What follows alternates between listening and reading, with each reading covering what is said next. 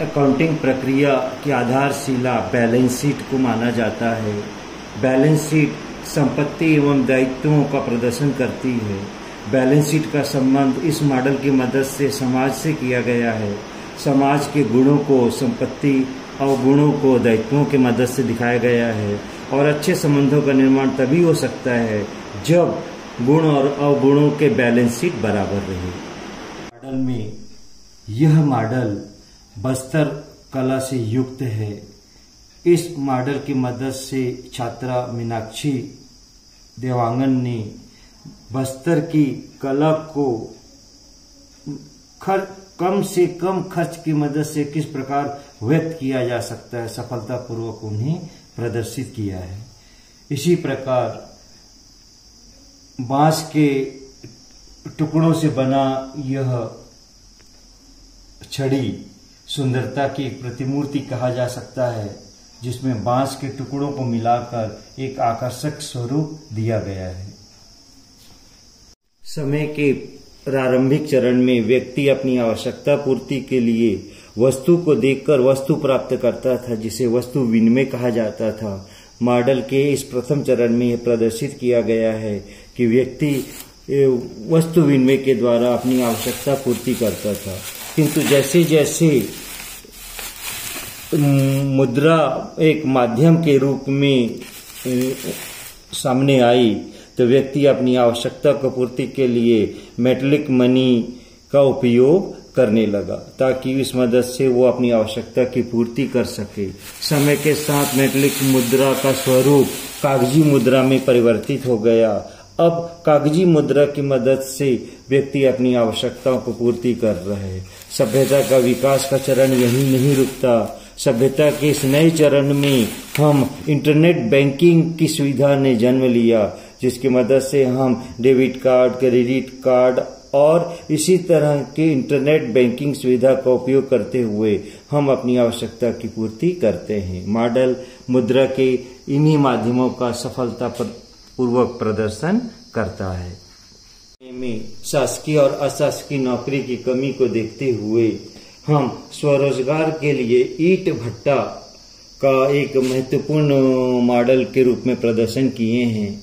और ईंट भट्टे में हमें किस प्रकार वस्तुओं का निर्माण किया जाता है, इस मॉडल की मदद से निर्माण प्रक्रिया के प्रारंभिक चरण से लेकर जो गीली मिट्टी है, गीली मिट्टी, पानी टंकी, कच्चा ईंट को चिमनी में प्रदर्शित किया जाता है ताकि वह पक्की ईंट के रूप धारण कर सके। और जैसे ही वह पक्की ईंट का रूप धारण करती है तो वह विक्रय के लिए प्रवेश द्वार के पास आ जाती है।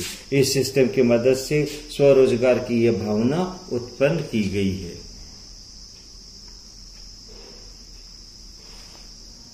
विकल्प राइस मिल, जो विनियोग की दृष्टि से बड़ी राशि मानी जा सकती है, और यह स्वरोजगार का क्षेत्र इसलिए महत्वपूर्ण है।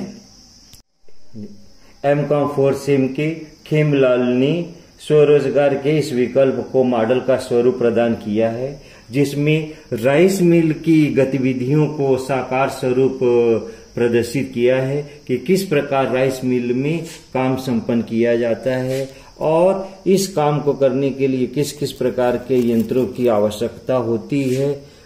ये आपके सामने अपने चिमनी प्रक्रिया, ये सारी चीजें मॉडल की मदद से प्रदर्शित कर रहे हैं। और इन्हीं चीजों से बना ये हरे रंग का एक जार है, जिसमें अपन धान को डालते हैं, वही आगे चलकर राइस चावल का रूप धारण करता है। और धीरे धीरे वो जब चावल बनकर तैयार होता है तो वह बिकने के लिए राइस मिल के सामने विक्रय स्थल में गोदाम में उपस्थित हो जाता है। आज का आर्थिक जगत बैंकिंग सेवा के बिना हम कल्पना नहीं कर सकते। बैंकिंग सेवा की आधारशिला जहां रिजर्व बैंक को माना जाता है, वहीं दूसरी आधारभूत बैंक भारतीय स्टेट बैंक है। इस मॉडल की मदद से M.Com सिम के छात्रों ने बैंकिंग वर्किंग पैटर्न को यहाँ प्रदर्शित किया गया है कि एक बैंक का ग्राहक बैंक में प्रवेश करता है तो वो बैंक की किन किन सुविधाओं का किस किस प्रकार का उपयोग किया जा सकता है। बैंक में हेल्प डेस्क भी रहता है ताकि आवश्यकता पड़ने पर वो बैंकिंग प्रक्रिया से अवगत हो सके। इस प्रकार M.Com4SIM ने अपने विषय के अनुरूप बैंकिंग कार्य प्रणाली को मॉडल की मदद से प्रस्तुत किया है ताकि बैंकिंग की गतिविधियों से वो अवगत हो सके। इसको भी स्वरोजगार का एक नया विकल्प बिजनेस स्टार्टअप माना जा सकता है। बिजनेस स्टार्टअप एक ऐसा विकल्प है जिसमें न्यूनतम विनियोग की मदद से व्यक्ति न केवल अपने लिए रोजगार का प्रबंध करता है वरन अन्य व्यक्तियों के लिए भी रोजगार उपलब्ध करता है। इस मॉडल की मदद से यह बताया गया है कि बिजनेस स्टार्टअप की किन किन क्रियाओं की मदद से हम बिजनेस स्टार्टअप को सफलतापूर्वक संपादित कर सकते हैं।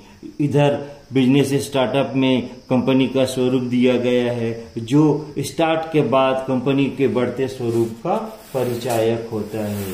इसी प्रकार यदि अपन विकास के अगले दौर में प्रवेश करते हैं तो हमें पार्टनरशिप का भी आभास होता है, क्योंकि बढ़ते स्वरूप में ज्यादा पूंजी की आवश्यकता होती है, ज्यादा हाथों की आवश्यकता होती है, तो वो पार्टनरशिप की मदद से हम इनकी आवश्यकता पूरी कर सकते हैं।